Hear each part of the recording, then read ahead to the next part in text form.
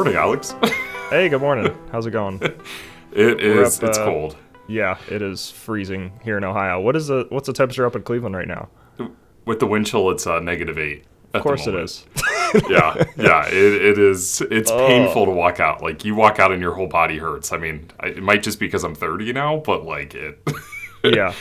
I'm so glad I work from home now because I had to run some errands yesterday morning and went outside and like was immediately freezing because it was 2 degrees out.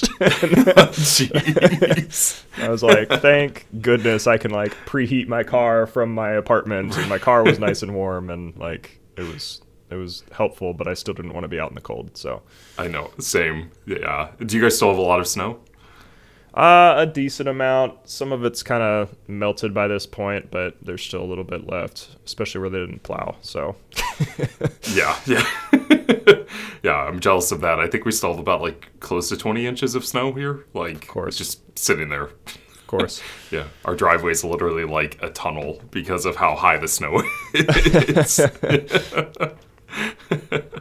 Anyway, today's episode, we're chatting about charging again. We've usually kind of start each season with a charging discussion. I think we started the first one with kind of an overall, like, very beginner's guide to charging, right? Mm-hmm. And then yeah, I honestly can't remember what we did the last 2 seasons. Yeah, it's been a blur. Yeah, no, we did talk about like almost like a EV 101 level of charging, like how to find chargers, how to initiate chargers, but from a very high level overview. Mm-hmm. But I don't think we've actually really talked about the engineering aspects and getting a deep dive into how charging works and how there's different things that can impact like a charging session. Yeah. Exactly. And I think we're gonna attempt that today, and don't let the title or this intro scare you, because I am not gonna go into math. I'm not gonna go into like we'll try to stay away from like the high level physics of things. We'll kind of keep it high level but be deeper than like the normal charging discussion of like how the electricity works when it's going into your car, and like AC/DC conversion and some of that stuff. So if you have like a any kind of like remotely electrical background, or like understand electricity on a basic level, you'll understand what's going on. So yeah, well, that's good for my tired brain today. So. I was about to say, and Brandon is here to keep me honest, because if I start rambling about like stuff he doesn't understand, he's going to cut me off and like let me know, Alex, we're losing people here. We gotta dumb this down a little bit, or make it a little simpler. Yeah. So yeah, if you're watching this video on YouTube, you'll see me start nodding off. But yeah, that'll be my sign. No, I'm just kidding. So I figured we'll just kind of start from like power getting from the wall to your car, and we'll start with AC charging because that's kind of the most simplest. If you're in the US, it's called level 2 charging. I've found out recently in Europe they don't call level 2 charging level 2 over in Europe. They call it Really? AC charging. Yeah, just AC. just AC. Yeah. Because like it got brought up on a call, and we're talking about, oh yeah, we're doing level 2 for this, and they're like, well, what is that? I've never heard of that type of charging. Wow. I I actually feel like that makes it simpler. I agree, yeah, because the distinction between level 2 and level 3 or DCFC is level 2 is AC power and level 3 is DC power. So yeah. And if you need like kind of a basic refresher on AC versus DC, AC is essentially the power that comes out of your wall. That's what grid power is. It stands for alternating current. It's essentially that way because it's more efficient to transmit electricity over AC. So it's alternating current. You can move power a lot longer distances when it's AC than DC. So that's the reason it's that way. But the problem is a lot of electronics and cars and anything that has a battery essentially runs on DC power. So you've got to convert it eventually to actually charge the battery or power any kind of electronics or anything like that. Even like your desktop computer, if you have one of those, you plug it directly into the wall. It's got a little power module in there that converts the wall power to DC so it can run your computer. Interesting. Okay. Yeah. In the same, that's news to me. Yeah, your laptop is the same way. You've got like if you've got like a non-Apple laptop, you've probably got a big like brick in the middle of your charge cord. That's that AC to DC converter. Okay. On like the Macs, like the nicer newer Macs, they've got that big charging brick that goes in the wall. That's the AC to DC converter. So, like, you've got to convert that grid power to make it DC for the computer. So that just literally blew my mind. I thought it was all magic. So, I mean, the same is true for cars, right? So you've got this big DC battery, and you've got to convert that power somehow to make it work and actually charge the battery. So for an AC charger, if you've got one installed in your garage or you've seen one out in public or anything like that, that is all AC. There's no DC component to that level 2 charger. So that it's taking that grid power directly as it is from the grid. It's taking it, generally it's around 240 volts, which is kind of like standard in the US. And then it's essentially putting that power directly to the port. There's really not a lot of complicated stuff in a level 2 charger, honestly. I always tell people it's essentially a switch, and the smart part, or the like actual charging part, is just turning on and off that switch. It's like a light switch essentially. So it's got internal relays and switches and stuff, so that when you activate the charge, either through the app or if it's a dumb charger you just plug in your car, when it recognizes there's a car there, all it's doing is just flipping that switch and turning power on. So it's very simple. And I think a lot of people don't really realize that, because it seems very complicated. There is like a big piece of electronics either on your wall or something else. But if you like open it up and look inside, it's very simple. So is that why some like household like chargers, like when you plug your car in, it clicks? Like you kind of hear like a clicking sound? Okay. That's exactly what's happening. Because ours does that. Yeah. Okay. That little click is that relay switching power on. So. Okay. Man, this is really enlightening. Yeah. So yeah, and the complicated part with level 2s is when you start adding like Wi-Fi modules, so you can connect to your home Wi-Fi and pull data off of it. You're adding like sensors and stuff to track the either voltage or current or kW output, like all this stuff. That's when it gets complicated and like becomes a more complicated machine. And that's why you see the price ranges of those level 2 chargers range from like a couple $100 all the way up to like over $1,000, depending on what capabilities you want, what weather ratings you want, all this kind of stuff. So that's why we said in past episodes, it's like, it's as much as you want to spend on a level 2 charger. Like, how much data do you want? How much stuff do you want to pull off your charger? Can I ask you a quick question, Alex? Yeah, for sure. So I know that there are some chargers that are over $1,000 that don't offer connectivity features. Really? Like, for example, like some of the Clipper Creek chargers are just more rugged, and that tends to like increase the price, but the power output is more for some of those, but some of them are not. Do you happen to know why those would be so expensive? Is it just because of the materials they're putting in there? Yeah, I mean, the thing is, like, functionally, they're not going to operate any different if they're non-networked, or like they don't have the smart capabilities. And usually the reason they're more expensive is because they're like for commercial settings. They're meant to be installed outside. They have like heavier duty plastic or whatever, like the enclosure is heavier duty. So that's really what you're paying for generally with that. But you're right. Also, you would pay more for like a higher powered output level 2, because level 2 can range anywhere from like 1 kilowatt all the way up to like I've seen like 19. So like it's pretty crazy. Okay, yeah, that makes sense.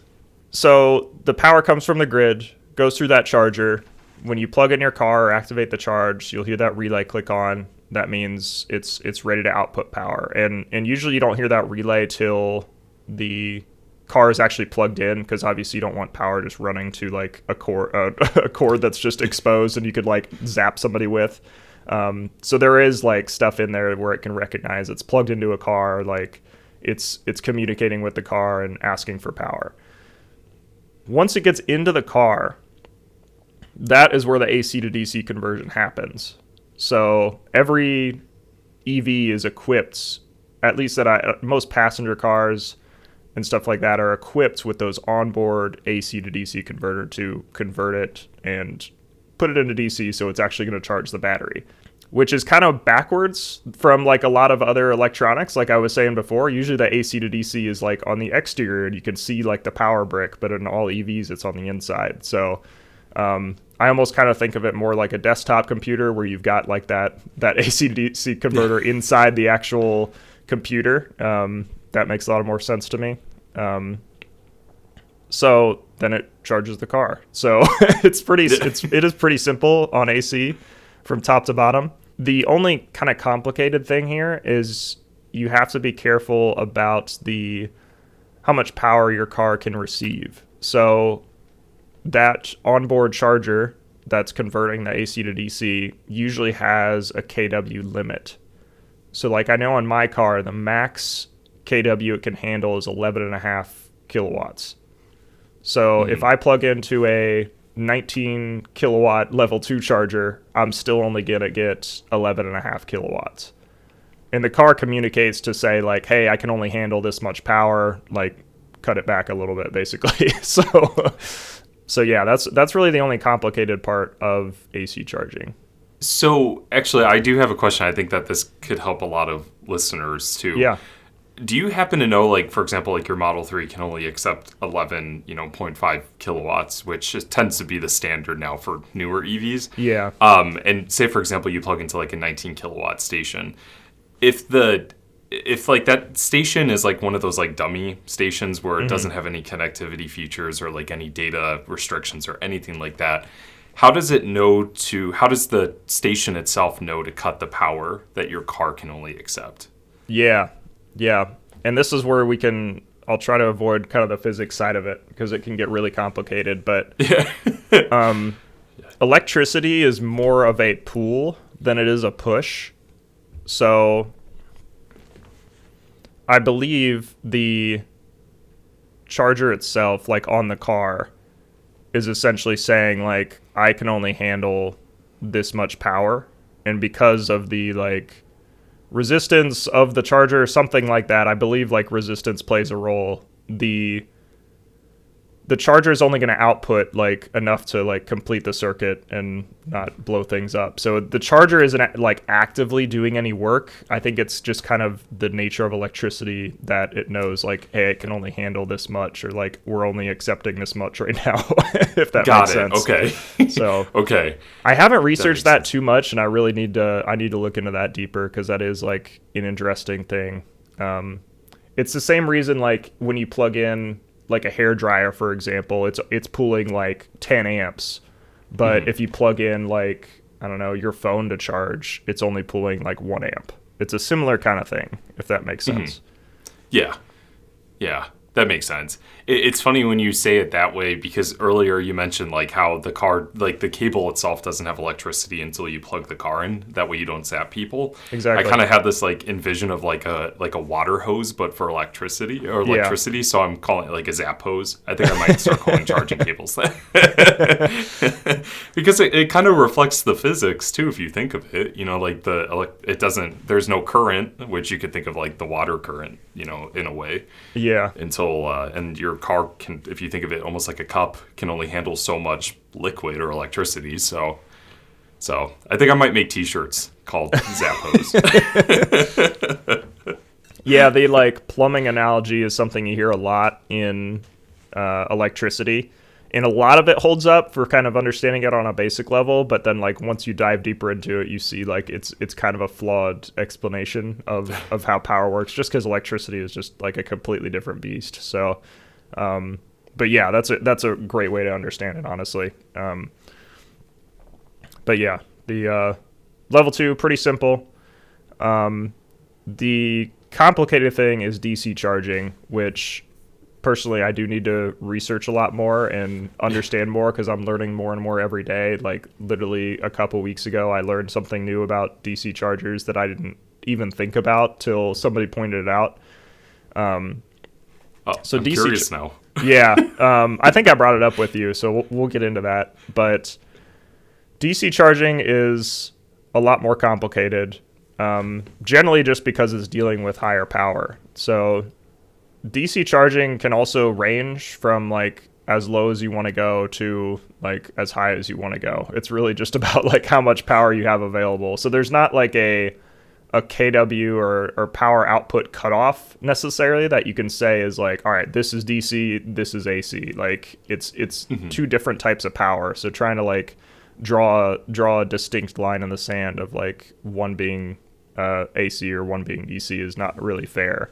Because I've seen like 20 kW DC chargers, and I just said we have like 19 or 20 kW AC chargers. So it's just two different types of charging.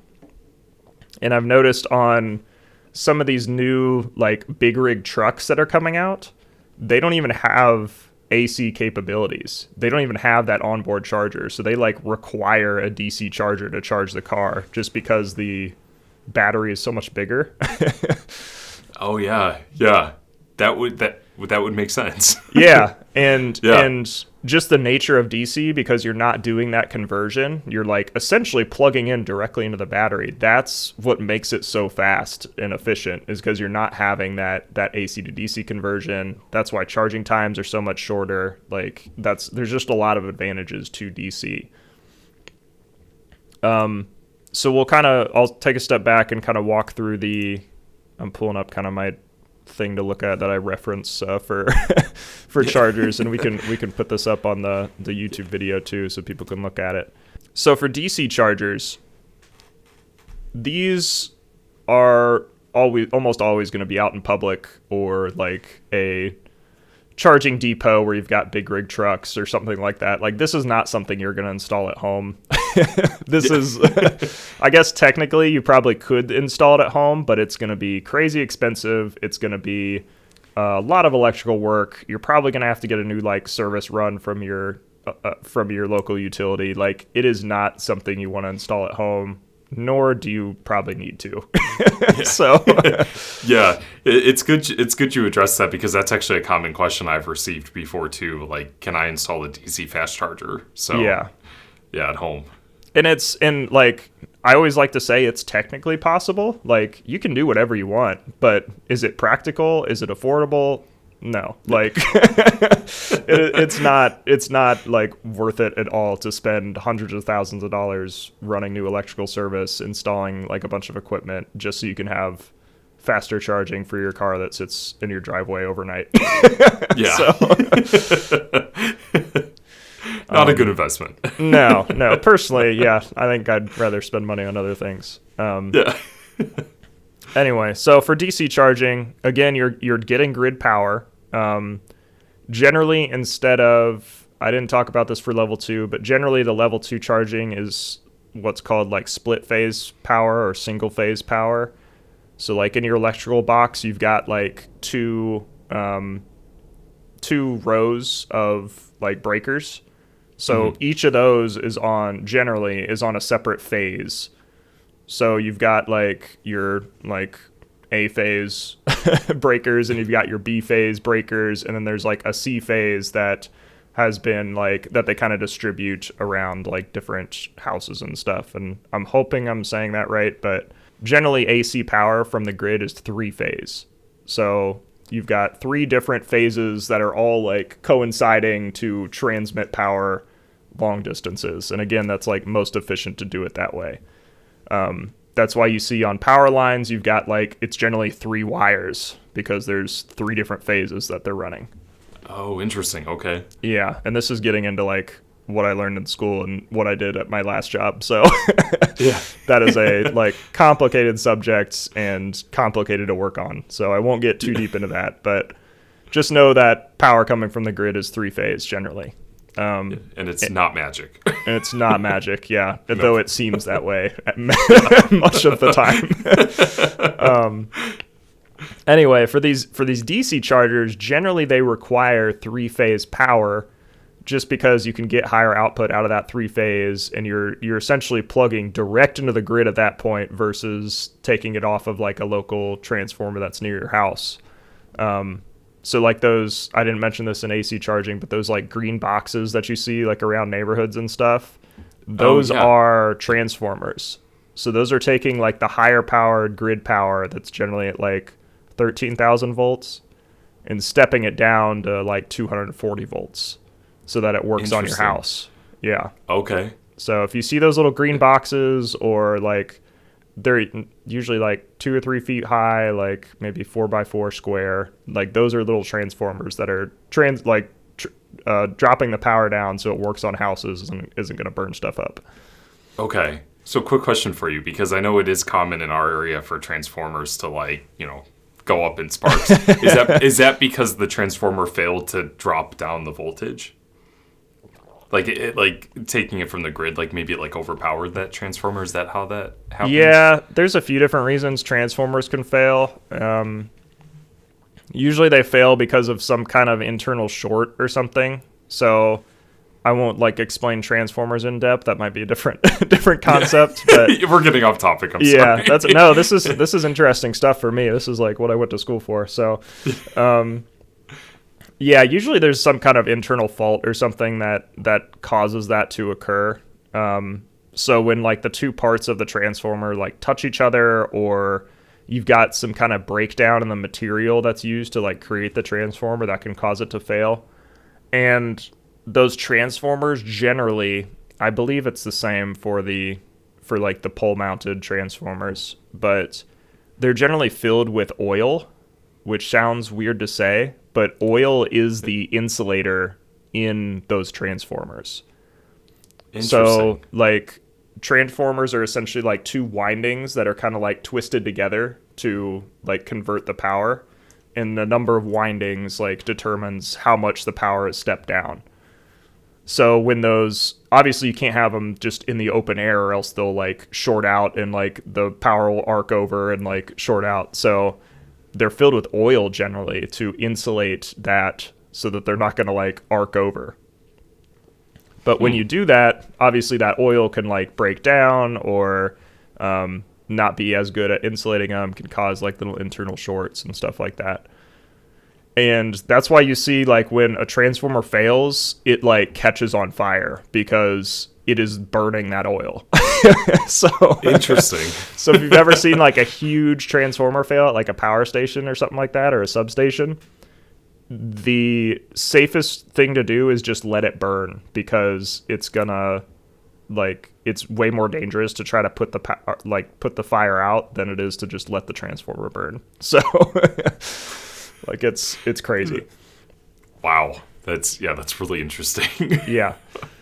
Yeah, I should tell you about like what I did at my old job sometime, because it's like crazy complicated.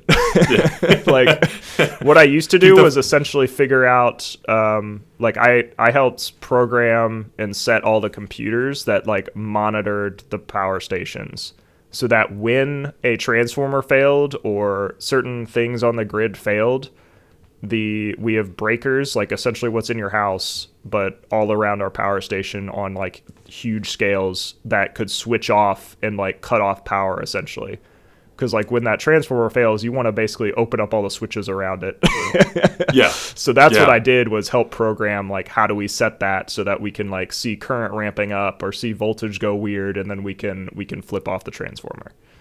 Oh, interesting. So yeah, that's the short version. Save that for the origin story. That's right. The long that's version. Right. Yeah. Anyway, so three-phase power. We went on a huge tangent there, but three-phase power comes from the grid. Then you've got like switchgear and stuff, like your little breakers, kind of similar to what you have in your house. It goes through those, and then it connects into a giant like refrigerator-sized piece of machinery, and that then does the AC to DC conversion. So it's essentially a massive version of the little charging brick you use to charge your phone. Okay. But obviously we're working with like giant amounts of power compared to what's going into your phone. So that giant like refrigerator thing is what's doing the AC to DC conversion. So if you've been to a fast charger, you probably see like there's the actual chargers you interact with, and then there's a giant box somewhere that like is actually connected to the grid and doing that AC to DC conversion. Interesting. Okay. Yeah. Now that I'm thinking about like all the stations I've been to, it's either hidden behind like some like closet like compartment, or it's in, it's visible. Yep. And generally, we like on installs, I like it when it's kind of hidden away, like can't be accessed by people. But sometimes the budget for that isn't there, so you've just got this giant piece of machinery like out, this giant box essentially just kind of sitting in the grass. And that's what you hear from people that are like kind of EV haters saying like, oh, this charger is run by like a diesel generator, because it does make a lot of noise because it's like transferring like high amounts of power. Generally there's cooling in there's fans running, like it sounds like a machine running when it's just like taking grid power, converting it. Yeah, and I've noticed that with like especially some of the older chargers that like have been sitting there for years, that are incredibly loud compared to like the newer ones that probably have better efficiency, like cooling systems and how they use the energy. Yeah, but yeah, I've seen that complaint online that it's diesel powered or and no, it's not. Exactly. So then the power goes from there. It's in AC at this point because it's gone through that big box. It's in DC at this point. It's converted from AC to DC since it's gone through that box. And then it'll go out to what have been like the actual charging unit you interact with as a driver. I've heard a bunch of different names to like describe what these are called. I've heard dispensers, I've heard kiosks, I've heard like all kinds of different stuff, but just know that like this is generally what has the screen on it, what has the like actual cord you plug into your car on it. So like you're probably familiar with all the Electrify America stations. That's how most of them are set up. Yeah. At Tesla, it's just like the little like thing with the cord on it, the little like cord holder essentially is all the dispenser is. So, and then from there you plug into the car and it does a similar kind of handshake that the AC does. It like makes sure that the car is plugged in. And this is when it gets a little bit more confusing because on this DC side, there is a little bit more communication than on the AC side to determine like how much power is going out to the car. So in this case, the charger actually has to like match the voltage of the battery, and then it has to then output as much current as it can. So if you look up like a graph of like EV battery charging curve, some of them will break it out by like the voltage and current level. And that's where it gets really interesting because a lot of chargers will, they'll kind of give their like voltage rating, like their range of voltages. So they can go anywhere from like 200 volts to 950 volts. And this is where I kind of got my mind blown a couple weeks ago with this charging discussion, because a lot of cars are on a 400 volt battery architecture, right? My Model 3 is on one, your Bolt is on one, ID4 is on one, I believe, too, right? They're all they're all 400 volt batteries, which is generally not something that consumers know about or drivers know about. They just like know it has a battery. They don't generally even think about like the voltage of the battery, and nor should they. So there's two components to charging. There's the voltage side and there's the current side to put power out. So the voltage is kind of stuck. It's got to be at the same voltage level as the battery. But the current can move up and down, and that's how you get like your higher powered. So if you're plugging into the battery, it's at 400 volts, and you've only got 100 amps of charging. If you do the quick math on that, I think that works out to like 40 kW. Is that right?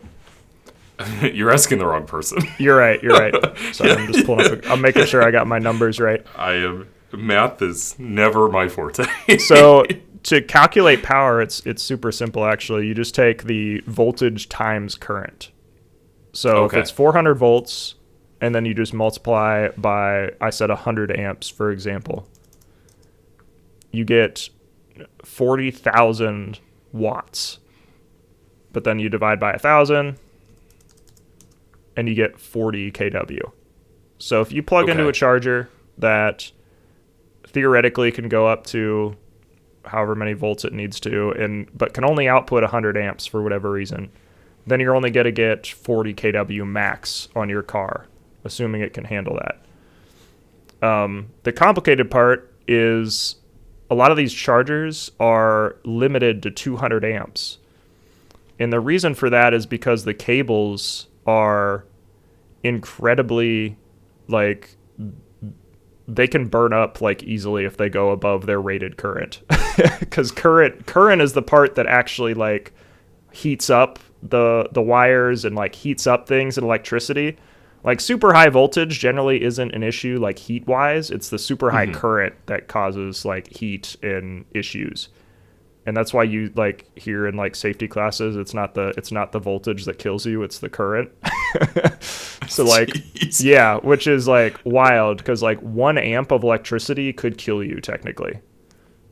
Which is like, yeah, which is super scary. And like, even me as an electrical engineer, like I avoid electricity like the plague generally. Like I don't want to wire anything in my house. Like I'm very careful with that stuff. Because if you don't know what you're doing, like you can get hurt. Yeah, and I think, and I mean this is just me, but like, you know, like cartoons and stuff like that, I feel like teaches, you know, people that like the volts are like what to worry about, like the voltage. Yeah, like danger, current. High voltage. It's like yes, yeah. So it's like, yeah, I could see where people would totally misunderstand that. Yeah, that's crazy.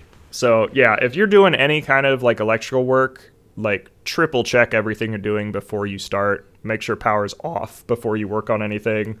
That's the same reason like people always tell you to turn things off before you try to repair them. Like cut power, like make sure everything's off because like even a little tiny zap can get you. So oh my god. Yeah. Wow. Which like, yeah, the more you learn about the world, the like scarier it gets, I swear. Right. This is why I don't leave my house.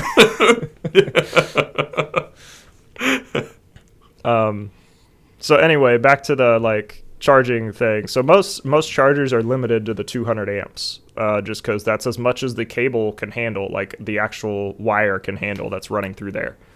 But a lot of companies will say, oh yeah, we can ramp up to 950 volts. So theoretically, they can claim that their charger, if we do the math on that, it would be like 200 amps times 950 volts divided by 1,000.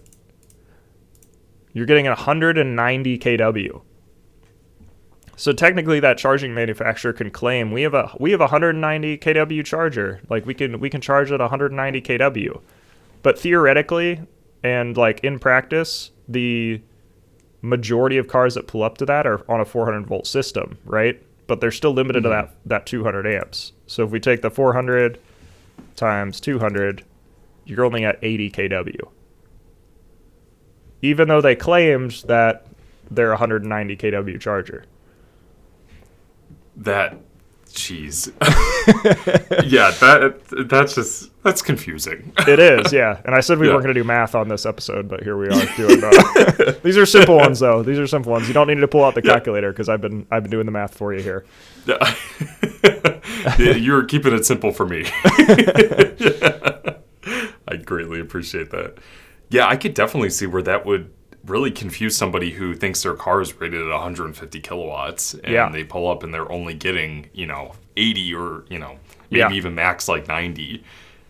Exactly. So that's the one wrinkle to it, and I should have mentioned this beforehand, and you just brought it up, is cars are limited and batteries are limited on how much kW they can handle. So even though they don't have that onboard charger, certain battery systems just can't handle above a certain like amperage into the battery, just because of the way the batteries are designed or whatever. So like my Model 3 can handle up to 250 kW. It's still a 400 volt battery architecture, and that's why you saw in like the new V3 superchargers, that's why they all have liquid cooled cables, because they've got to keep those cables cool and got to be able to handle more amperage, because they couldn't ramp the voltage up to get more power. They had to move the amperage up. That makes sense. Yeah. Right? Yeah. Is it clicking a little bit? I hope I'm still making sense for everybody. Yeah, no, I mean, that absolutely makes sense. I mean, you have to adapt. I mean, if you're innovating like your charging stations, I could see where you'd absolutely have to innovate, new standards to make sure that it works properly and safely. Exactly. So your ID4, for example, though, is limited to, I think, 120 kW, or is it 150? 125. 125. Okay. So again, if you pull up to a station that can go up to 180, let's ignore the like voltage and current discussion. But if you pull up to a station that can theoretically do 180, you're never going to see above 125, just because that's the most the battery can handle, right? Mm-hmm. So that's kind of the easy discussion around like DC charging and like what certain cars can handle. But obviously, as we just discussed, it can get way more complicated. So yeah. So, just from like an everyday driver, aspect, and like we have a lot of listeners who are starting to get into an electric vehicle. Maybe they're shopping and now, they might be a little bit scared that like, for example, like a Mach-E is rated at 150 and they might not see that. Mm-hmm. As an engineer and somebody who has experience with this, what would you recommend them doing in order to potentially see the highest power output that they can? Like, is there something you would recommend? Yeah, there's a lot of things, and I think you probably have kind of the same responses as well. But we'll ignore kind of the voltage and current discussion, because that does get super complicated, and that's something we're working on in the industry to like improve the driver experience on. I think the ultimate solution is like in these charging apps, people would have to input their vehicle, and then the apps would recognize, okay, this is on X battery, like whatever voltage battery architecture. We know the charging hardware that you're looking at, and then it can kind of do the math for you and figure that out. So you're not trying to calculate this like as a driver to figure out like what am I actually going to see charging here, or what's the max I can see charging here. Mm-hmm. But if we go back to like if you Google that EV charging curve, you'll see it's highest when your battery is really low. So if you want to see like the max charging speeds, you want to arrive with a super low battery, generally like 5 to 10%, and you got to make sure your battery's warm as well. That's a big part of charging, because if you pull up with a cold battery and you plug into 100 kW, like you're not going to see that right away because you'll burn up your battery. Like those thermodynamics kind of gotta balance out before you are pumping the full amount of power in. So if you saw with like kind of the recent Tesla updates, like I guess it's probably over a year ago now, but they're adding like the preconditioning aspect to it, where like your battery's heating up and it's getting ready for charging before you even get to the charger. So low state of charge and battery temperature are probably like the biggest ones. Okay. Am I missing any there? I'm trying to think if I missed any. No, I think you got it all right. Oh, actually, okay, yeah. Here's the question I had for you. So, say, for example, like a driver doesn't have a Tesla, or like the car doesn't automatically precondition the battery when you're heading towards a station. Is there any advice or like tips you could provide somebody to like warm up their battery pack prior to getting to a station? I don't know, because that's really on the car side. Like, yeah, exactly. Yeah, stop on the side of the highway. Get out your heater and just wave that near the battery. No, I don't know, honestly. I mean, it's unfortunate because there's not really much you can do as a driver, and I think that's really more on the auto OEMs to like kind of build that into their cars. So there's a button, or it knows you're navigating to a charger. It can do that heating for you. So, yeah, it's unfortunate because in a lot of ways, just the driver experience and like the thought of all this stuff needs to come off of the driver, because you don't have to think about any of this stuff with a gas vehicle. And I can certainly understand why people are so overwhelmed now getting into an EV. Like I'm learning new things as an electrical engineer in the EV industry, like about charging, and the layperson that just needs a new car, like should not have to worry about all this stuff. So I think there's just a lot of work that needs done in general. So that's a like kind of a bad answer, I feel like, to the what can you do. No, there's not a lot, honestly. It's more on the auto OEMs. Yeah. Well, no, I think it's a realistic answer because, like, even you just said, like, you have this engineering background, you're an EV enthusiast and, like, educator. And, like, I'm an EV educator too, but, like, there's still things that, like, I'm learning all the time. And I think that just comes with ownership, and talking with people in the industry and learning more about this because, I don't know how electricity works. That's something I never really questioned. I just plug things in and just they work. So, and again, like you shouldn't have to think about it. Like we live in 2022. Like you should be able to like plug in your light bulb or whatever and not have to really worry about like how it works. Like you should just assume the smart people have figured it out and everything's installed properly, and I don't got to worry about it. Like I paid somebody else to do that. So. Yeah. Well, I think I'm gonna go around my neighborhood now and count how many transformers I see and just make a spreadsheet. Yeah, that almost like ruined like driving or anything working in the power industry because like anytime I drive now, I'm like pointing out like transmission lines and like, oh look, that substation, like because I know all the equipment in it now and I worked with it all day, so it's super interesting. That's awesome. Yeah, no, I think that this will help a lot of drivers. And to be honest, I mean, when we were preparing for this episode as well as like, listening to you talk about this, I learned a lot too. Okay, good. Especially like the inverter aspect. Like I never really looked at my laptop like that or like the charging brick. Like it just, it makes sense. Yeah, once you start realizing this stuff, this is what I love about engineering too, is like I love figuring things out and like being able to explain things or understand like how things work helps you a lot of ways in life. Like troubleshooting is like the most underrated skill, I feel like, just in day-to-day life. Like understanding how something works, if this specific part isn't working, what could be causing that, like backtracking that. Like that's a lot of what you learn in engineering and like especially in the industry is like troubleshooting stuff. So that's like a highly underrated skill. I'm trying to think of like any other questions I might have that like an everyday driver might have. Yeah. What did I miss here? You think that like the everyday driver might not understand? I really didn't get into the software aspect of things, but that's like something I don't even fully understand in a lot of ways because I didn't go to school for that and haven't studied that as much. But that's another thing as well, is kind of like the software integration and like a lot of new stuff coming with charging. I can maybe talk about that to kind of wrap things up, is like what's the future of charging and like what's coming soon or kind of in the pipeline. Probably the most exciting thing that's coming, and it's going to take a lot of work because it's a very new thing, is the whole plug and charge capability.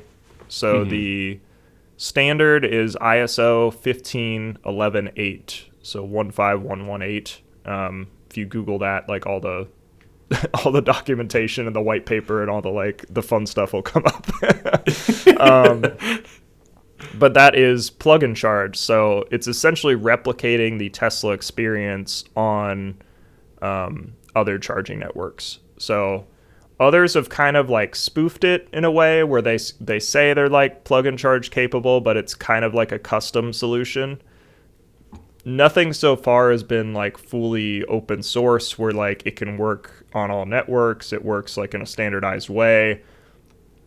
The like white papers are out there for it, but nothing's been like actually put in practice that works on like every vehicle and like works everywhere.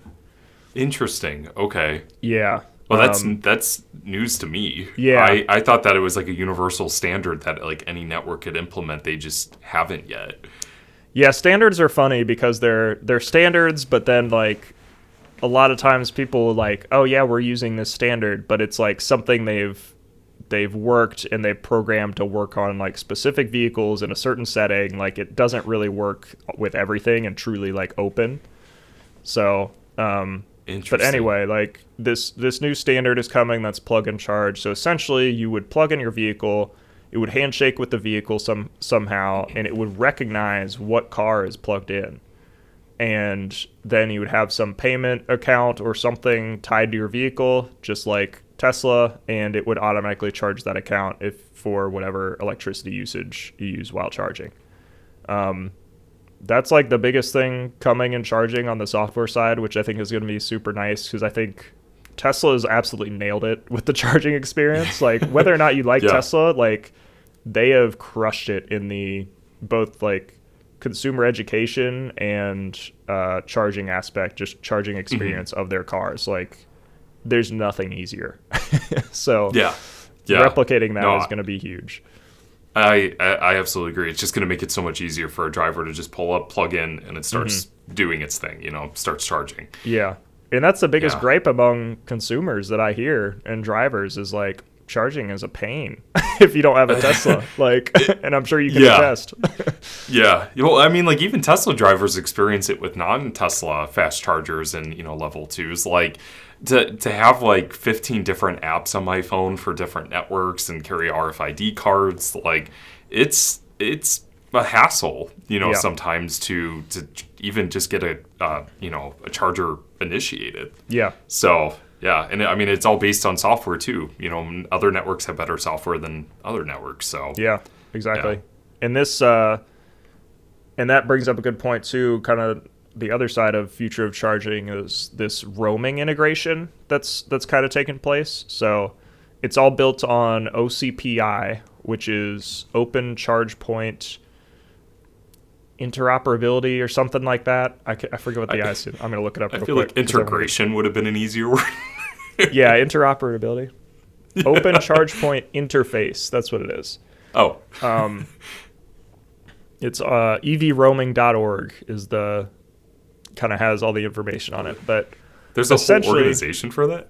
Yeah. Most of these standards have like organizations that support them or like kind of manage it. Huh. But essentially, this will allow all charging networks to be integrated so that ideally you can have one app and activate every charger out there. So you could choose your favorite app, like ChargeWay, for example. It's like fully integrated with all the other networks. You can pull up the station, you can find the charger, you can start and stop the charge, and you only use that app. Like, that's the only thing you integrate with. That doesn't mean that the other networks don't get paid. They still get the payment from that charge. Whatever network you're using still gets like all the data. Like, it still goes through that. Just that intermediary is that OCPI integration where it's just converting it so it's visible in the app. Interesting. It's so funny you brought this up because I was actually just tweeting somebody last night about how I wish that, like, I personally like to use RFID cards just because I trust it. It's an easier experience just to tap something and plug in. It's way quicker. And I was joking that, this is a Yu-Gi-Oh reference, that we need like a Omni card that, like, like almost like the heart of the RFID cards, and just tap, it just works. Exactly. So, I mean, if we could get this to work, that would make things so much easier for drivers. Yeah. The RFID cards might be tough, but since that's usually like physically integrated with the station, and it's like it's only going to recognize that network's RFID cards, but app-wise, like, and software-wise, it's very flexible and can do that integration. So the problem with OCPI is everybody's got to get along, and everybody's got to follow the same standard, which obviously is very difficult. So everybody would have to say, yes, we agree with the OCPI standard. We're interoperable with other networks, and like all networks out there would have to agree with each other and say, yes, we're supporting other networks or whatever else. So like at Greenlots, where we have OCPI and roaming partners with ChargePoint, Flow, and EVgo, I think, are the three. I got to double check that though, so I don't say anything wrong. That does sound right, because I've seen Greenlots in the ChargePoint app as well as, I believe, EVgo. Yeah, okay. So we've got Flow, US and Canada. We've got EV Connect. We've got EVgo and ChargePoint. So through the Greenlots app, you can activate charges on all those other networks, which is pretty cool. You can pull them up. You can see pricing. You can hit start charge. Like, you can do all that stuff through the Greenlots app, and vice versa. So like in the ChargePoint app, you can see Greenlots stations and activate them and that. So it's pretty cool. Like, so we just need to get the other networks on board. Basically, yeah. It's really kind of like integrating with everybody. So if somebody's got a favorite app, then like they use that app and they just go from there. Ideally, it would be like a third-party one that like isn't tied to a specific network. It just does them all. Yeah. And the other problem is too, it's a little bit slower. So like, because there is that integration and there's another like gate for it to pass through, it can be a little bit slower. So like the fastest is still going to be opening up the network's app and activating that charge. So yeah, not to get too technical, I can imagine the data transfers between servers and servers and networks and then have to relay back to the phone through those servers and exactly. Yeah. Well, I still stand by the Omni card product I thought of. I like that. Yeah. Yeah. If we like just some golden glowing card that handles it all. Do it all. Yeah. No, this is interesting. I mean, like, I'm learning so much today. Like, I've never even heard of this. So I'm gonna do some research after this. Yeah, it's fun stuff. So I know we're at 9:00 here. So any final thoughts to wrap up? Yeah.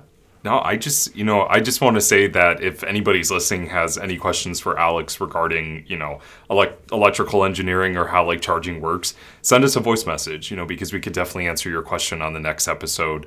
And if you have questions in general about EV charging or, how to utilize the charging apps or anything like that, just let us know. We're here to help you guys.